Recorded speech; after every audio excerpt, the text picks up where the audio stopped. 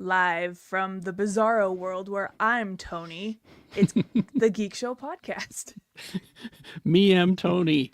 Me am Tony. Well, let's start the thing then. Go ahead and hit the other. Let's go. Hi, everybody. Yay, we're doing it. We're doing it. She's Tony today. She's Rebecca Frost. Dude, and I gotta be Tony the next 2 weeks too. Yeah, what's his deal? I don't know, maybe he went to Korea and Japan too.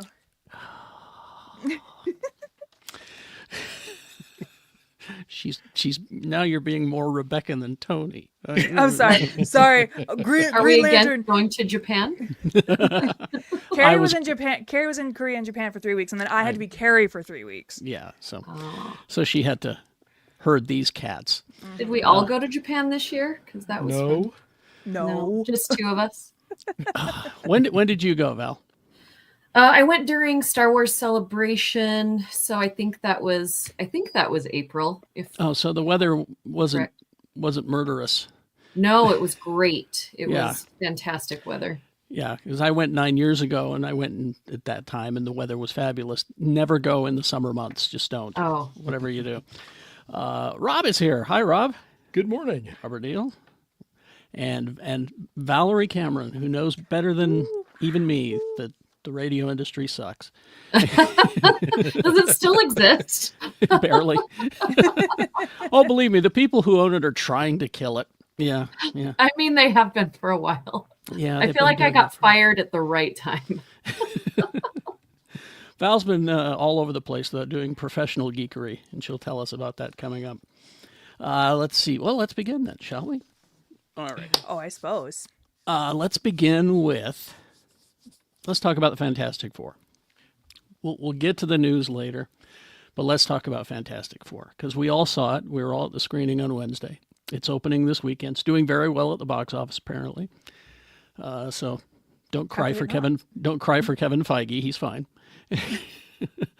What are all of our thoughts on it? Who wants to go? I know Rebecca. I shouldn't be allowed to go first. Yeah, Rebecca, I feel like we all know what Rebecca thinks, so maybe we should start in a good place. Yeah, Rebecca didn't like it as much as us. And I think I liked it more than everyone in this room here. I gave it an A, Carrie. I gave it a solid A. Really? So okay. I did. But it's different than what because I usually give A's to movies that I immediately want to see again. Mm-hmm. This is not that kind of A. There was a lot of things about it that I loved, but I don't know that I want to run out and see it again tomorrow. So it's different, but I think it immediately I loved it, and I was really not thinking that I would. I was like, this is either going to be really good or it's going to be too hokey, and I'm not going to understand where it lives in the MCU.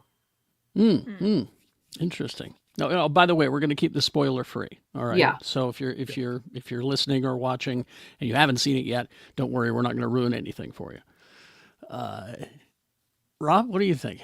I enjoyed it. I mean, when it boils down to it, it was probably more of a comic book movie than we've gotten from the MCU in a very long time. I mean, it felt like either a comic book or like the 67 Hanna-Barbera cartoon. Mm-hmm. And it was fun. It had humorous moments. It had touching moments. I need 15 seconds for this part really quick. Go ahead. You can have them. Tony, I need number one. Oh, right. Yes. Okay. There we go. So this family's just like, we just want to hang out, have dinner, drive in our bomb car, just hang out and do things. All of a sudden, Glitterball Girl shows up. She's like, all your base belong to us. My boss is coming. He wants it all. Your neighborhoods are our things now. You're telling me this is gentrification, the movie? Oh, wow. Then Bob's Big Boy shows up. He's like, I'm hungry. What's for dinner? Lord. And he starts talking trash about Herbie's food. Herbie's just like, rude. And it just turns into Beat Bobby Flay meets Iron Chef. The end. All right. There you go, folks. Was that the Ralph Ineson Galactus? I think that's a different one, isn't it? Yeah, this is different. This is the What's Hasbro the did a Kickstarter-ish kind of thing 3 years ago, where you could get this giant beast. Whoa. Yeah, whoa. I mean, it's close enough to Ralph Ineson that you could be like, sure, it's him. That's why I asked, because I like the face kind of looked like Ralph Ineson. Because the He looks more like, the action figures that you have are like the Pedro Pascal, Vanessa Kirby, yeah, those guys. yeah. Did you guys But, see the amazing cosplay at San Diego Comic-Con? the It Galactus was cosplay? like Yeah, fantastic. Just I mean, amazing. that's a commitment. that is exactly that. That had to have taken over a year to make, right? I mean, And then just to wear it like that whole time, like that's and he could raise his arms too. That was the other yeah. thing. I didn't realize I thought he couldn't raise his arms, and then I finally saw a video of him raising his arms. I was just blown away by It that. was an impressive build. Yes, I'm waiting to see if they do a how I made this kind of thing. and see, unlike Val, I want to see it again because I know I missed a lot. I had to go to the bathroom, but no, I mean there were I a do lot of want to see it again, Carrie. I just don't want to Yeah. go see it again tomorrow. there were a lot of details in this movie, so much visually happening. And I would say see it in IMAX, absolutely, if Yeah. you can. Yeah, But- I saw it 2 days in a row. So I saw it Wednesday in IMAX with you guys, and then in a normie theater on Thursday. IMAX was far superior. Yeah. Well, you want to see the giant man stomping through New York in IMAX. And I had read that the aspect ratio changed whenever Galactus showed up, but when I saw it in the normie theater, the aspect ratio stayed the same the whole time. So I don't know what's up. Yeah. Interesting. I found it to be just this charming movie. I really, really liked it. It did harken back to I kept thinking about the Hanna-Barbera cartoon. I really did. But also early Fantastic Four comics that I read Yeah. as a kid. They really embraced what it was. They didn't try to distance themselves from the source material at all. They really, really embrace it.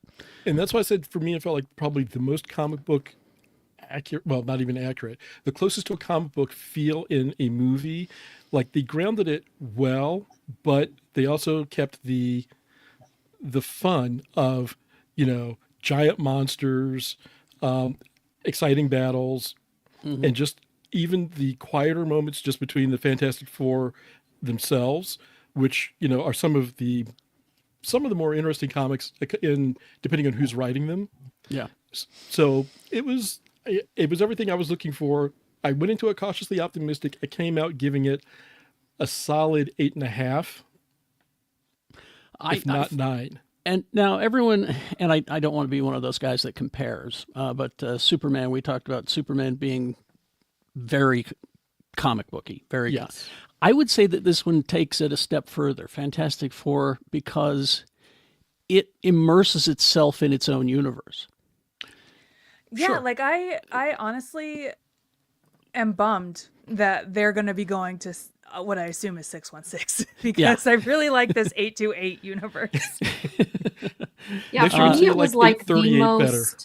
It was like such the best combination of nostalgia and futuristic that I've seen in a long time, because we do get that feel, like you guys have saying, from our childhood. You've got all of this futuristic stuff happening, but you can't figure out a flat screen TV. I love the aspect of that. That is our childhood, right? Is that you've got all these futuristic things, but then you have the throwback to the hairstyles, which I know we're going to get into that with Rebecca in a minute, and the clothing. I have my own take on the hairstyle, and it is what it is, but and the clothing and the coloring for this film is absolutely fantastic. And I think it tells a story in on itself, right? I think if it would have gone a different way in the coloring, we wouldn't have felt like it was as charming as it was.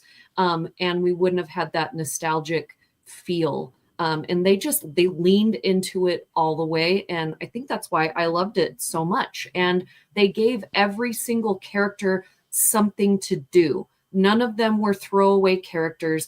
And they showed that in a superhero film with this many characters, you can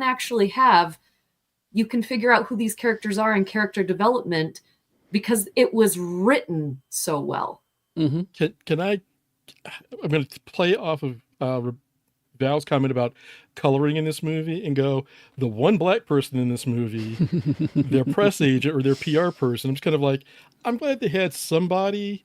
I was curious about her overall role because while she was there, she didn't really do much other than just like, nothing to see here, citizens, move along, which made me wonder at one point, so is she their version of a watcher?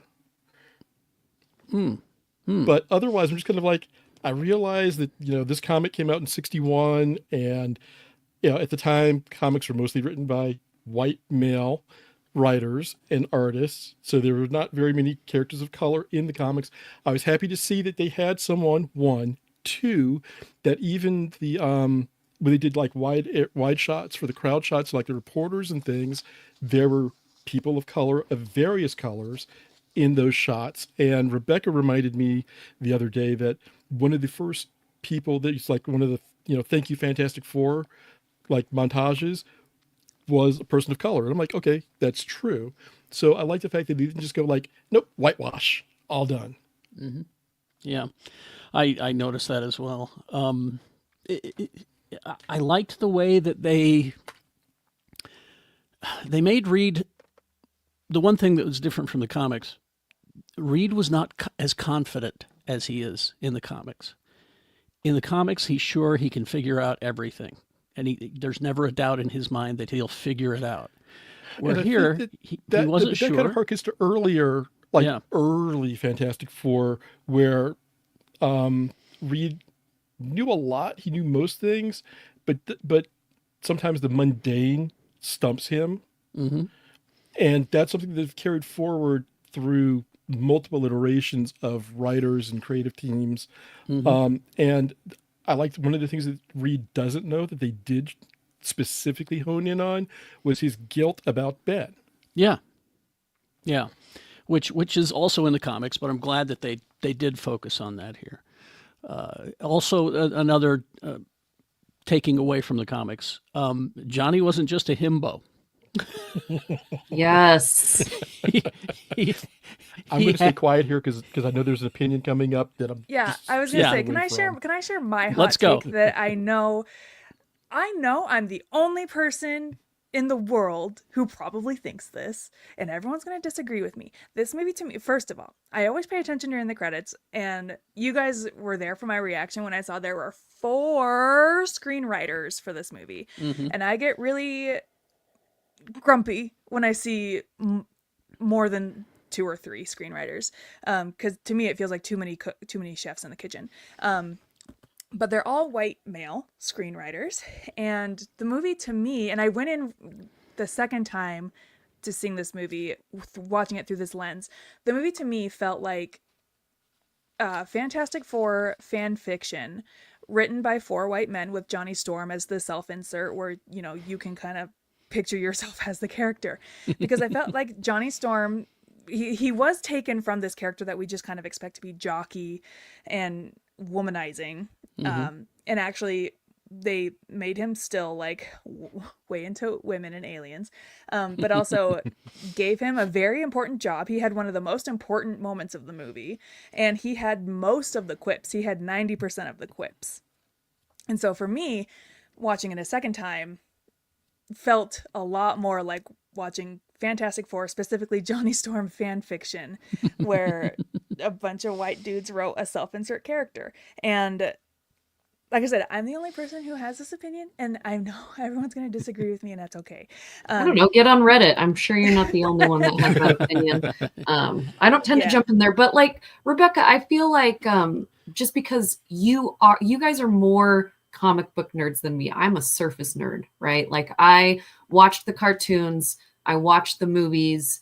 I have comic books and I've read some, but like for me, when I see Johnny, I felt, because of all the other movies and cartoons that I've seen, is that yes, he does embody this character that we all recognize and that we're used to, but then they give him a chance to say, like, I'm growing up and I'm more than that. And I'm really trying to have these moments where you take me seriously.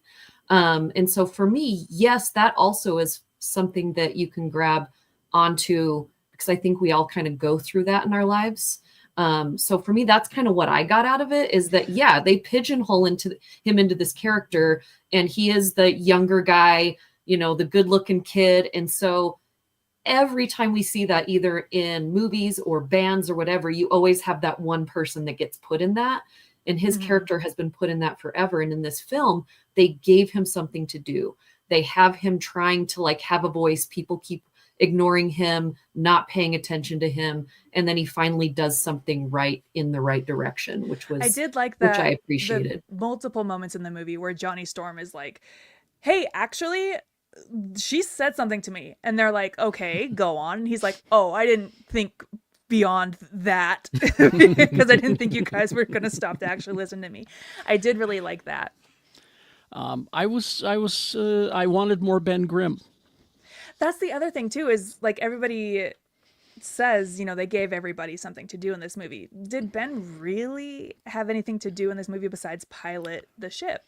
Not really. That's an important job. Yeah. But it could be because he's my favorite character in the comic. I always like to think, and I wanted more of him. Mm-hmm. Do you think we'll get more? Do you think it was or do you think it was just kind of a throwaway moment for like super fans? I don't know. I think we'll get more. I don't think that you can have one of the more popular members of the team not have something to do later. There was without spoiling that, there were a couple of scenes that they gave him in the movie that I'm like, I'm not sure where you're going here, especially if you're trying to stay truer to the comic. But the fact that, Ben likes to cook, the fact that Ben is the team pilot and one of the two team mechanics, that played in, and he's, the strong guy, and everybody expects him to be this kind of miserable, angry, just brute. And he's really a nice guy. Mm-hmm.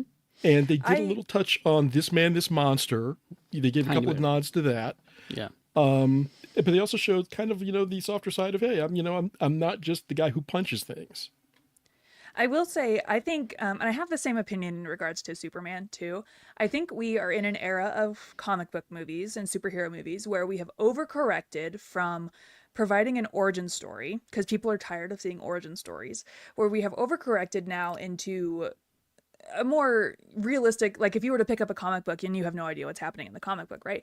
Like these movies jump right into the middle of the action and you are kind of expected to either know it in advance or pick up context clues along the way.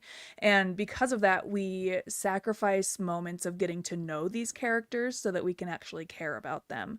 And for me, at least, I felt like there was zero time spent on, well, not zero, but like pretty negligible amount of time spent on these characters and who they are as people and how they interact with each other and their relationships for me to really care about them and, feel stressed when they are in moments of turmoil.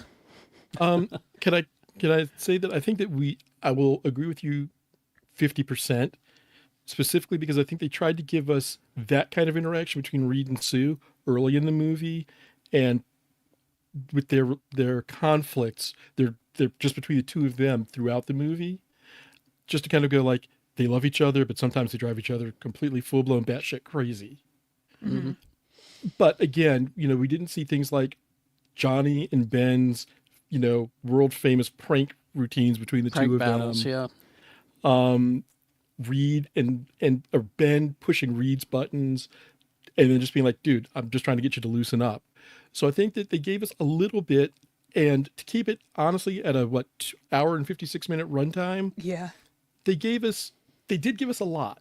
They didn't give us everything we might have wanted, but I think that they gave us enough to go, wow. And honestly, coming out of phase 4 and 5, to have this movie be something you come out of and go, that was fun. I actually had a good time with that. Mm-hmm. And it was beautiful. Like I walked out of that film and I was like, this is exactly why Ant-Man was so bad, is because they took all the money that they should have put into those special effects and they put it over here. That's the only thing that's going to make me feel better why Ant-Man was so bad, is that all of the budget went into this film, because we could see in this film that they can make spectacular effects and they just shouldn't have made that other movie. That's a whole different discussion. But like Well, Robert, going off of what you were saying, is that's kind of the struggle with these films, right? Is how much can we give the deep diving nerds that are reading all the books, that are reading all the fan fiction, that are reading all the comics, and then how do we also make it a great picture for like the rest of the 95% of people that Exactly. just want to go see a good film, right? So how do we find that level ground where it is entertaining, it's feeding us what we need as nerds, but it's also keeping a newer audience or a surface nerd that has just seen cartoons like very happy without going into a 3-hour film and too many characters. And I do think that they hit this one at like an 80% good rate, right, of giving us what we needed. And the reason why I gave it an A is because we got that 80% of, okay, you gave us enough, we want more of it. Whether we are somebody that reads the comics or somebody that barely knows the story, you walk out of it and you're like, oh, I'd like to stay in this universe for a while. But then as somebody who is a film critic and a film lover, the technical aspects of this, along with that, for white boy writing, made it an A for me. I don't mind when you have more than 4 writers, as long as they all have something to say that fits together. But the fact that it wasn't diverse also. And for me, having 4 white male writers, I really wish they would have had there was a woman credited for the story, but Sue plays such an important role in this movie that having a woman's perspective writing her, I think really would have been beneficial. I definitely agree with that. I think there was a level of excitement for me on how true they stayed to her character that I recognize, but how they pushed it even further.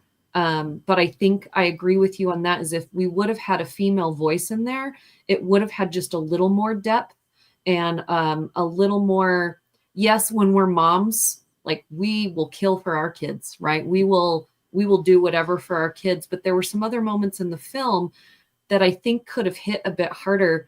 But I have to say, the minute she tells her husband, and I'm going to say her husband, that, it's that line of, you know what, I love you, but I also sometimes don't really like you very much, is something I feel like we've all felt. And not all of us have like had the guts to say that out loud. And for her to be able to say that to him showed the strength of their relationship, but also the fact that she is strong as a female character. And it was a terrific scene between those two. Just So absolutely terrific. And I'm sorry if that was too much of a spoiler, but that was like such a great scene. no, I think that was okay. And the last thing, I think that one of the things, going back briefly to what Val said, we didn't get an origin. We were dropped in media res. They've been the Fantastic Four for 4 years at this point. So much like Superman, where the world at large knows that superheroes exist, all these characters exist, they're used to seeing them, and they have their look up in the sky, or check this out, they're here moments, and you can see it in the crowd reactions. And I like the fact that we got that. I love the fact that we got introduced to their origin as the lead up to an interview, without taking 30 minutes to show, blast off, blah, blah, blah, space rays. Oh no, we've got powers. They did it quickly and simply and efficiently. And it was enough for me as a longtime fan, and also just as somebody who went to shovel popcorn in his face. But what really quick for the last thing, I think this movie also did something that Superman did, but in a different way. And both movies had aspirations of providing hope. Superman did it, I think, in a great way, just like the little kid in the desert during the invasion. This one is the pinning the hopes of everybody in the world on these 4 people, and they're like, we'll do what we can. And it was like, but everybody's like, you've got this. You were good. We know that you've got this. So I love the way that in different ways we got to see how hope and inspiration were driven home by the lead characters in slightly different ways, but to the same end. And as I was going to say, just strictly as a as a comic books fan, I was just happy to get my giant Galactus kaiju walking through New York moment. I was all in at that. I just went, you've got me. You've got me. The last thing I want to say about this movie is I think Matt Shackman was a perfect pick to direct this movie, specifically because of the general vibe, right? Carrie and I, this 60s retro future, Jetsons style, that's the lifestyle I'm trying to adopt in my everyday life. That's the vibe I want to. When we were rebuilding our house, I tried to make choices as specific to that vibe as I could without upsetting my husband. But do you have a conversation pit? Dude, I was trying so hard to get us to get a conversation pit, but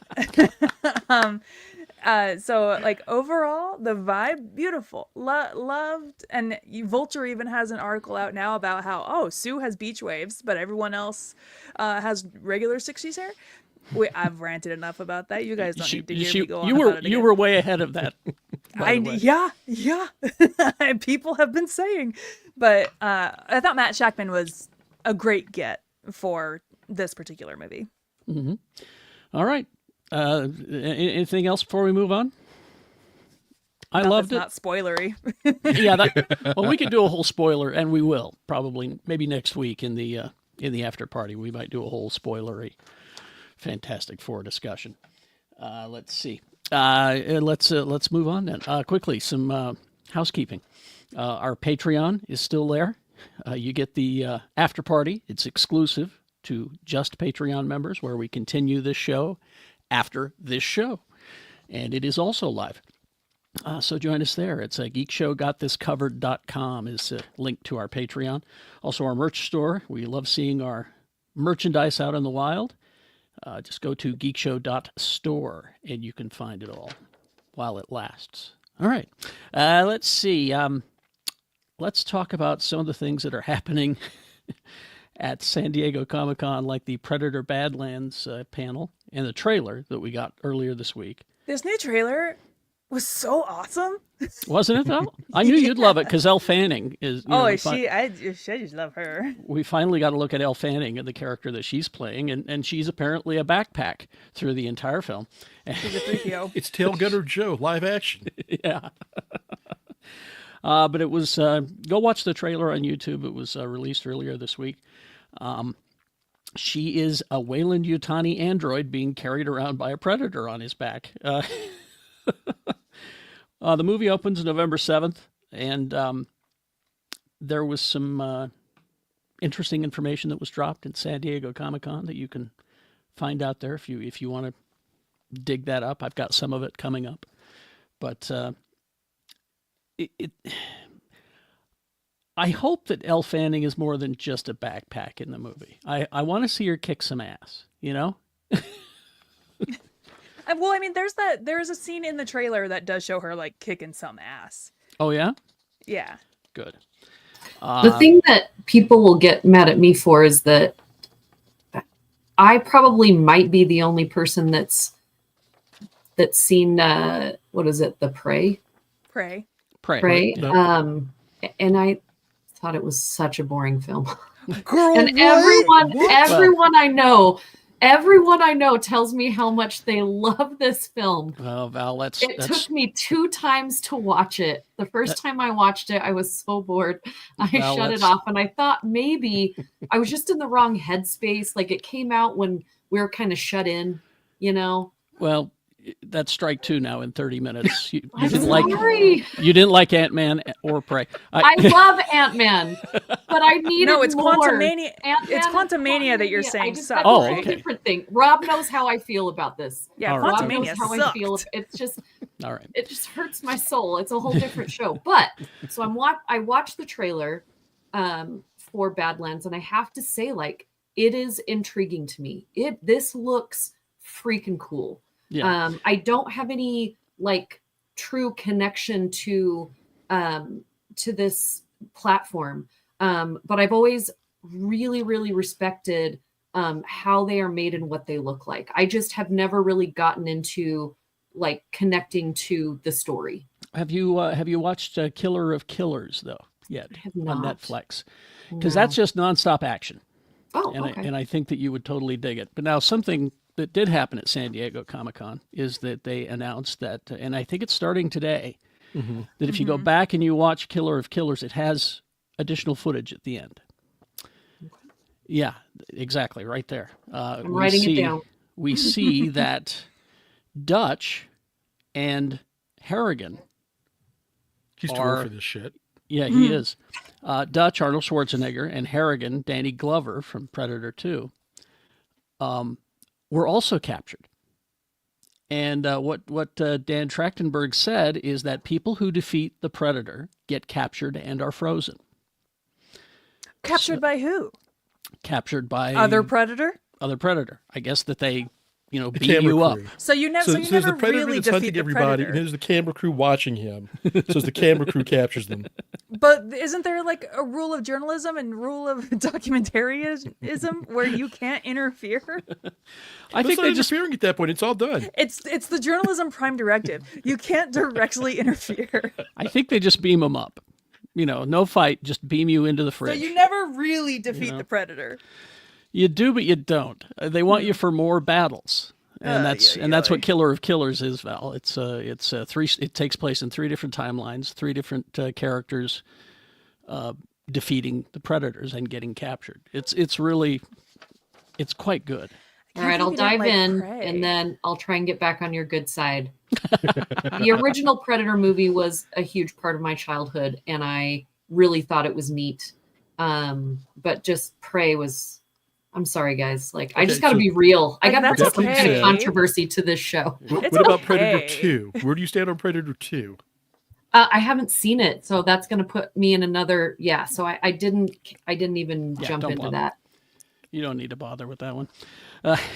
Saved my life. Thank you. Also, earlier in the week, Kevin Feige was interviewed, and he talked about the future. He was, of course, asked about Blade. As he should be. As he should be. We're at the 6-year anniversary of Mahershala Ali being announced for the role. I think Mahershala Ali should be allowed to hunt Kevin Feige for sport. That's your Running Man movie right there. There it is, right there. That's the Predator movie I want to watch. Feige said that they have taken 4 separate takes on the character in the development process so far.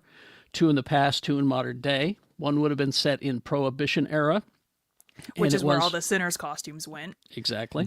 The version now being developed has landed on modern day, he says. He also says Mahershala Ali, he will do more than put on a leather outfit and have him start killing vampires.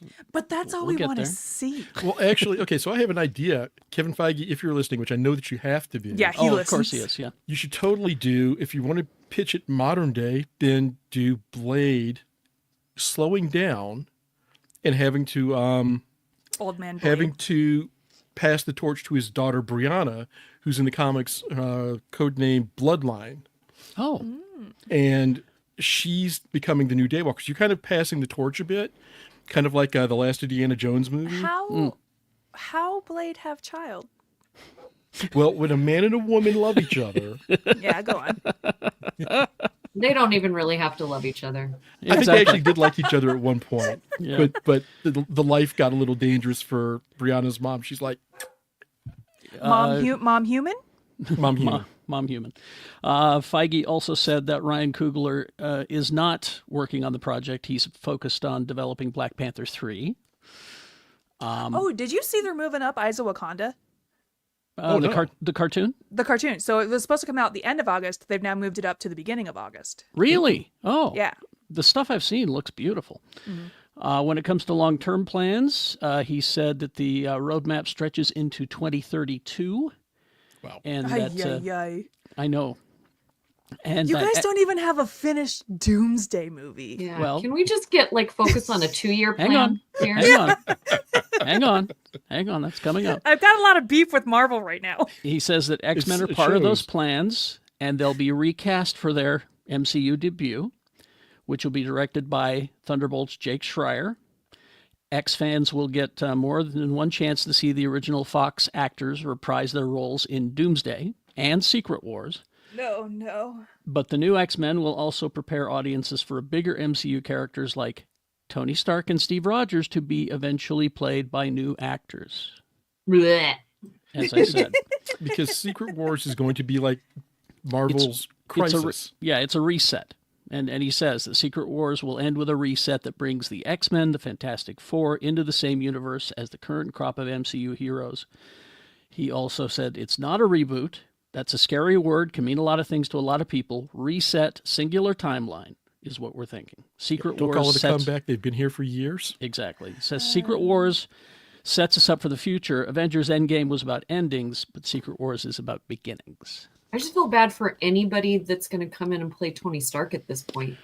I do, yeah. I just like who, like everybody okay. is It probably will like, be "Ooh, Robert I'd want to Downey do Jr. that." again. But then It will be Robert Downey Jr. again. You think?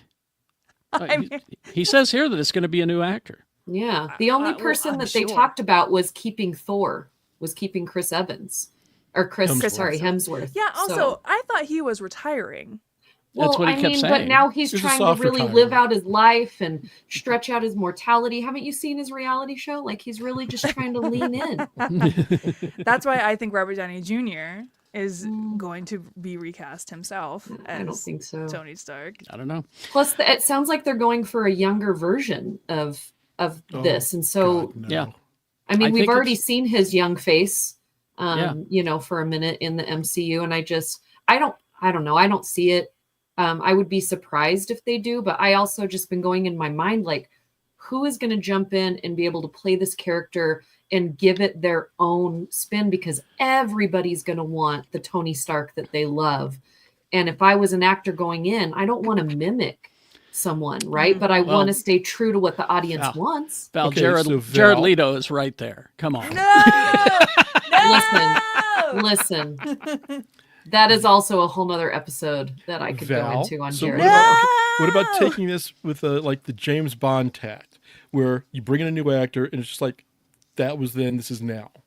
I just don't think the audience is ready for it. Like, Yeah, you gotta remember the a lot audience of will us love that. Like, we love to see that James Bond. We love to see people jumping and diving into something. But remember, we've got to think of the 95 percentile. Those are the people that go to the film. They want comfort. They don't want change. And then you're going to throw somebody in. Like, they really need to be specific who they throw in there. They're going to be pissed when they recast Black Panther after this then. Well, yeah. But also, like, it would be nice if they focused, because Marvel as a brand has 8 million other characters. Would be kind of cool if we focused on some other characters for once. Like, hey, we introduced Ms. Marvel, we introduced Captain Marvel, we introduced Riri Williams, we introduced Shang-Chi. Like, it would be so cool if we maybe spent some time. Well, but every with Give the me time my other characters Shang-Chi already. Give me my Shang-Chi. Well, I want that as well. But the problem is that whenever we do introduce new characters, y'all bitch about it, you know? But that's why, and this is why I have beef with a lot of modern blockbusters, is I need you guys to commit to something instead of kowtowing to test audiences and the loud minority on the internet. I would Exactly. love it if these guys would just make a commitment and make a bold choice and stick to it instead of being like, well, we got to think about everyone who's upset. I That's agree. phase one, right? Like, they had balls in phase one. They took Iron Man and they committed to phase 1 and 2, and Yeah. they had no idea what was going to happen. And now the last 2 phases, they're like, I mean, do we want to make this film, or are people going to hate us? They're like the really popular kid in high school that then went to college and is second guessing every move that they make because they don't know who likes them. And that's what DC was doing for years. Exactly. Is they thought they had to make a Marvel film and they didn't know what they were doing. And so that's why their movies sucked. Please don't come at me. Not you guys, but like the interwebs. Because you do, like, I agree with you, Rebecca. Like, you've got to decide. Pick something, decide to do it, and don't just throw stuff out because you think you need to. So if you're going to not reboot this, and you're going to put these characters in there, give us a reason why they're back, cast them in a great way, and write those characters fantastic stories, because everyone is going to want what we already have. So in order to do that and make it successful, you've got to take a risk. And that's what I want to see again. Phase 1, phase 2, huge risks. Like, do you We guys haven't had remember? any risks in a really long time. Exactly. Do you remember when Winter Soldier came out? And I know that they did this in the comics, but the fact that they also did Winter Soldier on the big screen, where they were like, "Oh, actually, it's Hydra, everybody," and it had such major implications across the rest of the cinematic universe. Do that again. That was so cool. Well, Can I make a quick comment on Charles's second to last comment about most of the DC movies suck no direction, or at least no focus? Charles, they did. The problem was Zack Snyder was slow playing his game with a 7 movie arc to get to what everybody else wanted for the Justice League. And after Man of Steel and Batman and Superman, and then Justice League and Justice League 2 Electric Justice Boogaloo. League. Justice League. Well, Justice League and then Justice League. Yeah. We were actually only halfway through that. And it was going to get a lot darker, even more dark than it was before we got Dios mío. the hopeful Justice League. So they had direction, but again, I don't know that Snyder was the right person for that, to be there, the face behind that. There, Kevin Feige, for example. Yeah. James Gunn, I like the fact that he's breaking it down into, we want to bring in these characters slowly and organically, and not start something that we don't have a finished product for, a finished script for, before we even start. well, I'm glad you said that, because that leads right to my next chunk of news. James Gunn talking about how Peacemaker is going to work into into his new universe. It's the pocket universes that were introduced in Superman. He says you'll see Peacemaker season 2. It's like Lex's version, just much jankier. The one in Peacemaker works better. What the whole season of Peacemaker revolves around is that. Yeah, I think- apparently this new yeah. season of Peacemaker has is a pretty big stage setter for the future. He says, I think of Peacemaker as more of a high concept story about one other world. It's more akin to Philip Roth's The Counterlife than it is to the third Spider-Man movie, No Way Home. I love that movie, but it isn't about that. It isn't Deadpool and Wolverine. It's very simple story about Chris Smith's relationship to this one other world. So he's doing that. Then news about Clayface, this Clayface movie, where Gunn says it's just a straight up horror movie. As it should be. As it should be. But I hope they're they also lean into that like full on dark. Like that is, yeah, okay, there might be a few jokes, but like this, I want it to be kind of dirty, like grungy, and Body horror? Well, it's a Mike not Flanagan not script. like that kind of dirty. I just want it to be gritty. I don't want it to be Okay. clean, like wrapped up little package. I thought we didn't want gritty superhero movies anymore. well, he's a villain Who though. said that? Mike Flanagan has written the script. It's being described as having shades of The Fly. David Cronenberg's The Fly. And now Naomi Ackie is in talks to join the cast, as well Love as Tom Rice Harries is who they've got to star as Clayface. But yeah, Naomi Ackie, who you probably saw in Mickey 17, and if you haven't seen Mickey 17, fix that, because, well, I quite enjoyed it, but she played a very prominent part in Mickey 17, so go see her. Also, Booster Gold. Yay. We got some moves on Booster Gold. According to Deadline, Our Flag Means Death creator David Jenkins has signed on to write the series pilot. What? And if it gets the green light, he's going to run the show. So it's there's slow steps forward, but there you go. And if the pilot's good, then they'll make the show. Let's see, Futurama season 13 is coming in September, and they're just going to drop all 10 episodes on top of you. That will be September 13th. Yes. No, that's right. Okay. It's on Hulu, and if you watch it on FXX, then you'll get 2 episodes a week. So Every time they drop a new Futurama season, I have the same thought of, oh, they're still doing this. Yeah, this show was forced on me by my husband, and I have to say, I will never admit that I actually think I like it a little bit. He watches it like it's like his comfort show. He will just watch the seasons over and over. Oh, it's his American Dad. He also watches that show.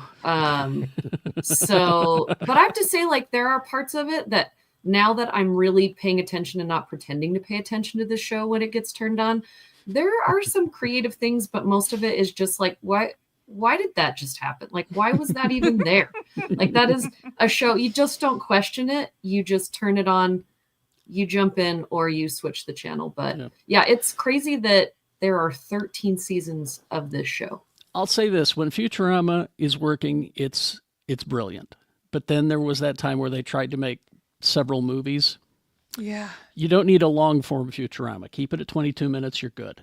It's like The Simpsons in that way. Like when Exactly. it's on fire, it's on fire. But when it's not, it's oh boy. We also, Rebecca, got a look at the new Star Trek. Yeah, I'm ready. You ready? Star Trek, as my mom used to call it. Entertainment Weekly revealed some visuals about the new series called Starfleet Academy, and gave us some details. Set in the 32nd century after the events in Star Trek Discovery, and at a time when the Federation and Starfleet are still in a period of recovery after fracturing into an extended period of isolation in the wake of the burn, Starfleet Academy will revolve around the first new class of cadets to enlist in the school in 120 years. Oh my god. Cool.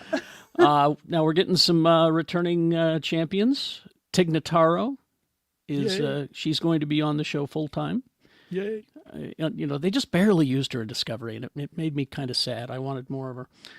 Oded Ferrer is Admiral Vance, and he'll be there, joined by Discovery alum Mary Wiseman, Tilly, Robert Picardo as the emergency medical hologram, same one. That they haven't changed him in 900 years. Yep. Same one. And Holly Hunter, who is playing a Starfleet captain acting as the Academy's chancellor. I don't have the picture, but her in the captain's chair. That was a pretty nice picture. Very cool. Very hot, very hot. But it's funny because Paul Giamatti, his agent keeps getting called, and for projects, and he was talking with his agent. He says, "Yeah, they called me up. They said they wanted you on Star Trek. I told them no." And he said, "You call them back right now and tell them I'm going to be on Star Trek, or I will kill you." Yeah, his dream role is to be in a Star Trek. Yeah, he said he wanted to be a Klingon, but he's going to be, as we saw there, it's kind of a Klingon hybrid species, probably. Yeah, he's the bad guy. What's he doing? Yeah, look at that. But anyway, we'll find out more when it shows up. I don't have a premiere date for it. Do you? Bum, bum. I just saw those visuals and thought we ought to share them with everybody. So the soon. entire first season has finished filming. So they're special effects post-production right now. Okay, I'm sure. Oh, don't forget Tatiana Maslany shows up at one point too. Oh yes, I forgot about her. All right, let's see more. We got just a few more stories. We'll just rip right through them here. I wish that Tony was here to talk about Wolfenstein. I can talk about Overlord. If we just talk about Overlord. This is Amazon is adapting the Wolfenstein game into a TV series because, well, the story of killing Nazis is evergreen, as far as I'm concerned. But it's just going to be called Wolfenstein. It largely dealt with Nazi experiments into the occult, but it was rebooted. Part of Fallout Indiana Jones' Great Circle publisher Bethesda. And the plot is what if the Nazis won World War II? Isn't that Man in the That's High a lot of Tower? punching, then. Yeah, well, this has more sci-fi elements to it than Man in the High Castle. But anyway, so there you go. That's being developed right now. Also, this official word from Comic-Con. President Curtis from Rick and Morty is getting his own show. Oh, we need Jake here. Oh yeah, Jake. Keith David will be voicing POTUS. God, yes. And Perfect. remember, President Curtis is the only guy to ever really, I can't say defeat Rick Sanchez, but certainly match him. So follows the commander-in-chief and his eccentric staff as they tackle the kind of crises Rick Sanchez could never be bothered with, from interdimensional diplomacy to paranormal investigations and unexplained phenomena. Also joining the voice cast is Jim Rash and Stephanie Beatriz from Brooklyn Nine-Nine. Jim Rash, is the dean from Community. Yes, very much. And finally this, John Chu, who did Crazy Rich Asians and Wicked, he is going to direct the Hot Wheels movie. All right. Studio's taking away the wrong message from the Barbie movie. Exactly. This will only be a good film if at some point somebody takes one of those orange tracks and hits their sister with it. That's the only way that it'll be. They could also lean into this is like the Fast and the Furious Junior. Yes. It's all about family and kids. Fast and the Furious Junior does exist already as an animated series. But like, who watches it? Uh-oh. I'm really trying to push every Rebecca button today. That was my goal. I'm probably never going to be on the show again. Just kidding. You are like testing my people are allowed to have opinions and it's okay. No, listen. If you ask Robert or you've seen any of Movies That Make Us or any of the podcasts I'm on, I am a huge Fast and Furious fan. A lot of people do not know about that animated series. Like I have done trivia, I have talked about it, and people are like, "Oh, that exists." Oh, no. So it is one of those hidden treasures. If you come upon it, great, but a lot of people will never, ever, ever experience it. Well, Val, I'm going to blow you away right now. I've never seen a Faster and the Furious movie. Oh my God, Carrie! Never have. How did I not know this? I know, right? Anyway, let's move on. What did we consume this week? I can tell you I did not consume a Fast and the Furious movie. Oh, Carrie, please. Where do you want to start, Rebecca? Do you want to go first? I'll go first. A book I read that Superman Welcome to Metropolis young adult prequel novel. It was only 3 hours long, audiobook form.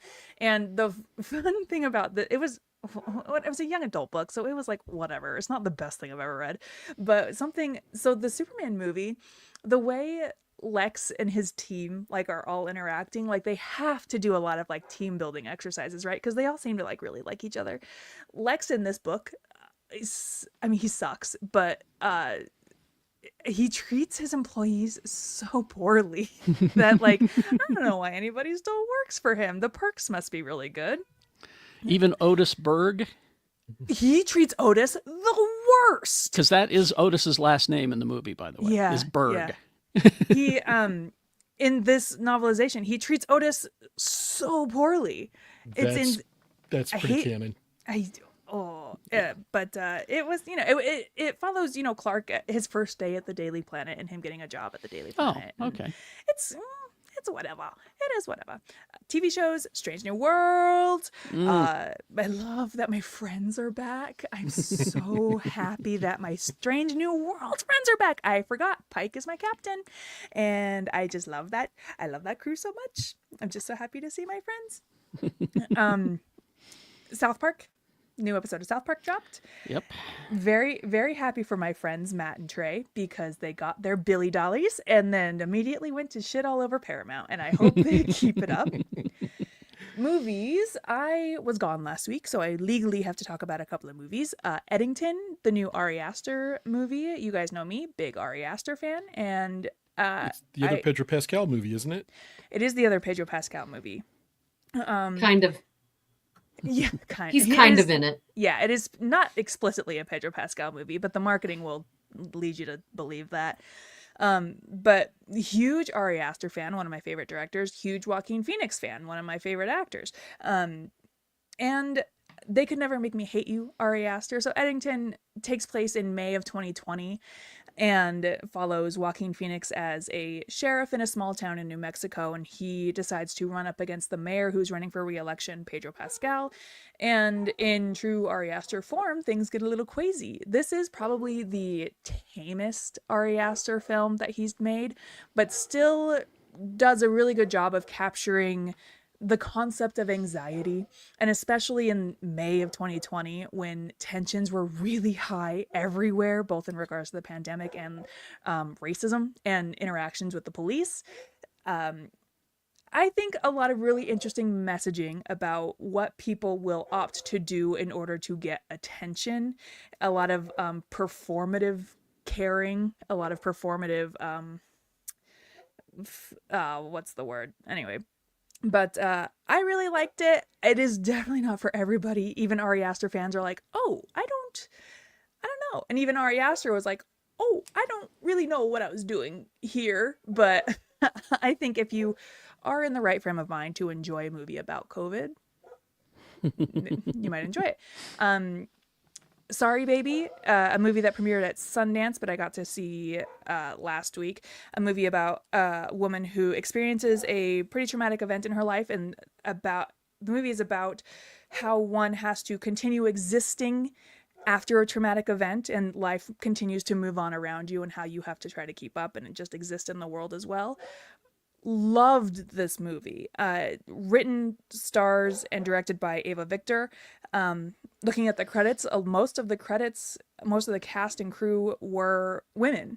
And so you don't really see a movie made by women about women's stories told wholeheartedly and so sincerely. And I loved it. I think it's one of my favorite movies of the year. And also, I watched Happy Gilmore for the first time this week. I've not seen that either. Carrie, crazy. But I watched Happy Gilmore for the first time this week so that I could watch Happy Gilmore 2. You can just go on ahead and skip Happy Gilmore 2. That's what I hear, yeah. It is Surprise. real bad. Yeah, it relies way too heavily on cameos, and a lot of member berries. You just go on ahead and skip it. And right. that's all from me. Is that good? All right. Yeah. Rob, you want to go? Sure. TV, Abbott Elementary. We finished the first season of Fringe. I forgot to mention last week that I finally watched Sinners. Oh, so yes. I saw where all the Blade costumes went. I haven't seen it yet. It's on my list. Quite good. You should see it. guys, Quite good. Sinners I'm sad that I didn't see it in the rules. theater, but I'm glad that I did get a chance to see it. Saw another movie with 4 people in it, and a robot and superpowers. Yeah, that. The Terrifics. No, wait. Fantastic Four, which we talked about. And Strange New Worlds, which the most recent episode was I was not expecting what I got, and I enjoyed it. Ortegas is pissing me off, you guys. Right? Right? I'm waiting to see what comes of that, because there's something seriously wrong that she's not dealing with. Yeah, why doesn't this Enterprise have a counselor? Because they hadn't figured it out until the 24th century. Yeah, they didn't. Oh, no. That's not true. Because number 1 said that she went through counseling and passed her psych eval. So there was apparently some kind of counselor, which may have just been Dr. Mbenga. I don't know, but apparently she was cleared for duty. Yeah, I don't know that I would count Dr. Mbenga as a counselor for the ship. Man's got his own. Yeah, he's got his own issues. He's got issues of his own. I mean, Flavor Flav got problems of his own. 3 but... ex-wives, you guys. Anyway, sorry. That was a mind blower to learn, wasn't it? Yeah. Book talk. Still reading Broken Kingdoms by N.K. Jemisin, because I got to get my Jemisin reference in. A little further in, getting a little more into the story, and I am once again hooked. So more to come. A couple of weeks ago, when we were talking about Superman, I mentioned that I didn't have a lot to mention about the engineer. DC has hooked us up. Oh, The Authority, Relentless, there you go. in compact comic form, $9.99 at your local retailer. So you can find out more about The Authority, who we will not be seeing in the DCU anytime soon, but you will at least get a little background on the engineer in here. So there's that. Also, Fantastic Four Fanfare number 3 has a really great story about Ben and Reed's relationship in college, how they kind of got to be such good friends. So check this out. I'm never not going to talk about Jeff the Land Shark, because it's Jeff. Why is he so spooky? Because it's a shadows ghost that's haunting him, and it's Jeff. I'm sorry that Jay Washington wasn't here, because his favorite Silverhawk, Hot Wing, yeah, Hot Wing. is featured in this issue. Absolute Wonder Woman number 10 gives a little insight into Diana as a child and how she formed how she became the woman that she is now through her own actions and through the nurturing of Circe of all people. Mr. Terrific number 3, year 1 number 3, yes. So if you're still looking for more backstory on Mr. Terrific, this is the way to go. This will give you his origin. And I think this is I want to say it's I think it's a 6-issue miniseries, if I'm not mistaken. It's funny because ever since the Superman movie came out, I've been getting more and more people asking me about Mr. Terrific. They want to know more about Mr. Terrific and Yes. what's his deal. And He was I'm like, so cool. I'm not the DC guy, but here's where you can go. Your local comic book store. How about that? Exactly. And lastly, New History of the DC Universe number 2. It's a foil cover, so it doesn't show up well. But as you can see, we have the monitor here because this story goes from the formation of the Justice League through Crisis number 7. And that's all the media there was. Val, what did you consume this week? Oh, I had to catch up on a lot of stuff. I've been traveling and working a lot, but I did get to go see Eddington. And what I got out of it was, and Rick kind of is in the comments here and says, I liked it, but I'm still not sure how I feel about it. And I feel like everybody kind of walked out of that film that way because it is a conversation starter. For me, I love the way that humans react to the world around them. And that is exactly what this movie is.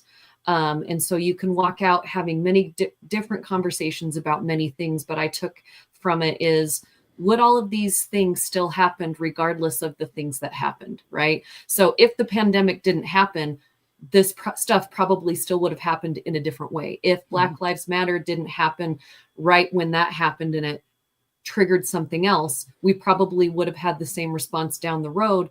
But all these things happened at the same time, which made everything exactly how everybody's leaving the film is during that time period. We all understand what happened, but none of us really know exactly how we feel about it. And that's exactly how the film makes you feel. So I love when you can walk out of a film and just immediately start having a conversation, even if you don't know which direction it was supposed to go in. So I really enjoyed that. I watched Untamed on Netflix. It's Eric Bana, Sam Neill, Yes. Rosemary DeWitt. And it's a national park murder mystery kind of thing, which I love national parks. If you are on TikTok and you are not on Mountain Talk, which is all national parks yelling at each other, but also showing how beautiful the national parks are. It gives me life in this world. Everyone say thank you, Teddy Roosevelt. Yeah, exactly. So it's really cool. Eric Bana has been in some really quiet and weird things over the last couple of years, but I think he does a really good job. Sam Neill is Sam Neill. So, I'm a huge fan, but he does get a little bit of a different character than you usually see. So, not like amazing, but it was a really good, just kind of chill watch. I watched it all in one day because that's my life right now. I finally finished The Bear, which took me forever to finish the final season. I love this franchise so much because it is so much about understanding who you are as a person and your mental health and how you deal with it. And that last episode, without giving spoilers, hit me so hard because it's like, how much are you willing to give up of yourself to actually take care of yourself? Right. Yes. And so are you willing to walk away from everything to figure out what you need as a human being? So to me, that it was a great ending. I know some people don't love it. Yesterday, I saw F1 and Superman back to back. And I am a sports movie junkie. I am forever, ever going to love race car movies. And I leaned into F1. F1 was fun. I didn't go for the story, but that's not why you go. You go because you want to see action. You want to see the arc of a sports film, and that's what it is. And I walked out of it and I loved it. I saw it in the D-box seats. So I don't know if I was like in the car. But I'm a huge Days of Thunder fan, and that movie I watch at least twice a year, and there were so many throwbacks to Days of Thunder in this film. But also you got this new kind of way that they're shooting, car scenes, which I love. So I love that film. Gonna throw it out here really quick before you guys fire me and never ask me back on. Superman was fine. I don't ever need to see it again. Oh my god. It was fine. It was, for me, That's not very Superman. punk rock, Val. I know, this is me being me. And for me, I didn't think it quite decided what it wanted to be. There were parts of the film that I loved so much. And then there were parts of the film where I was like, wait, I thought you were this thing, but now you're trying to be this thing. So for me, I didn't quite understand what kind of film they were trying to make.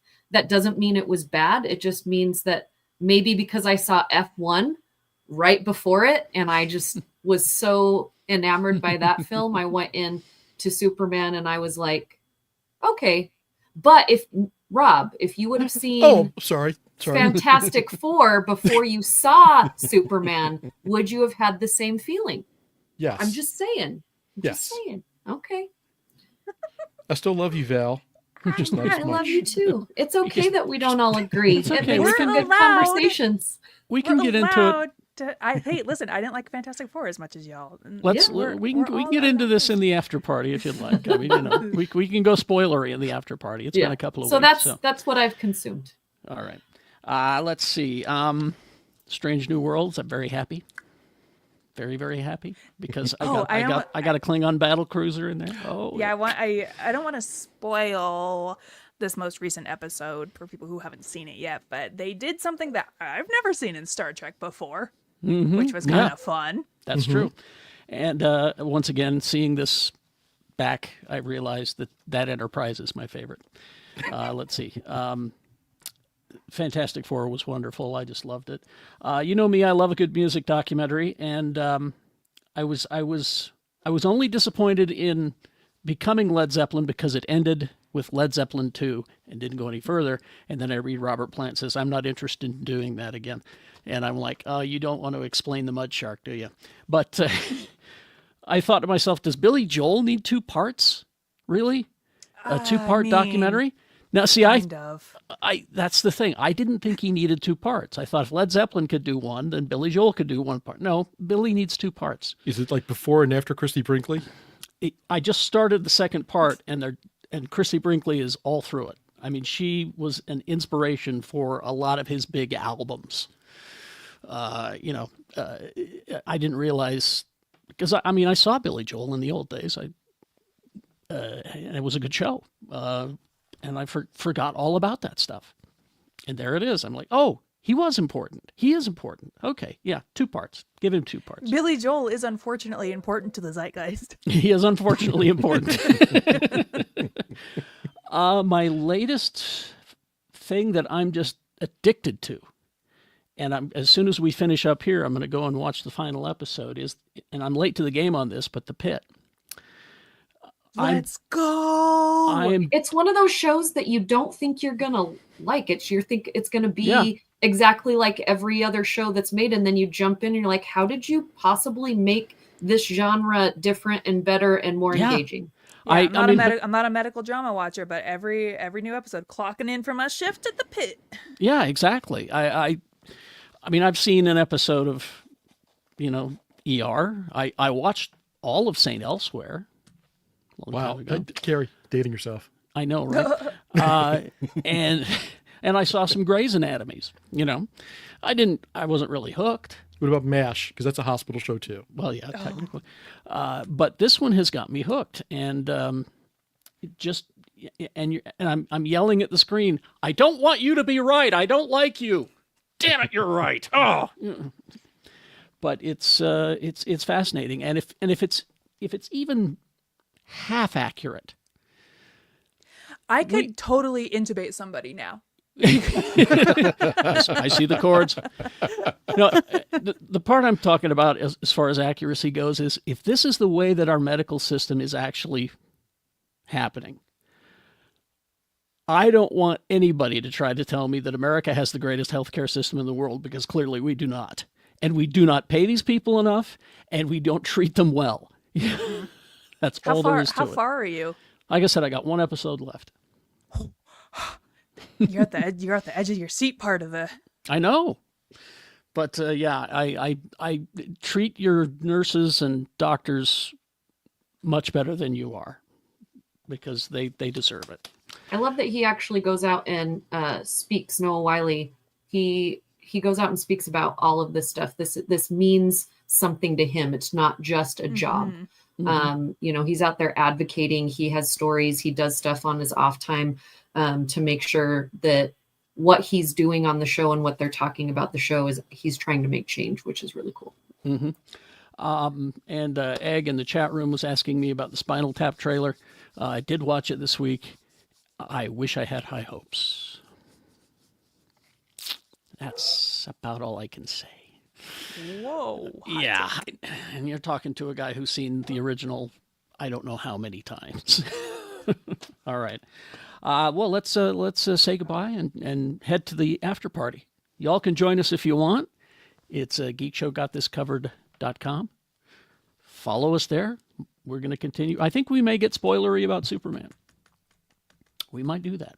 Or Did you guys not get spoilery about Superman last time? no, we kept it very above board. Thank God. Or I could read the Emmy list and we could watch Rebecca's head explode. Do the Emmy people know that there's more than 2 shows?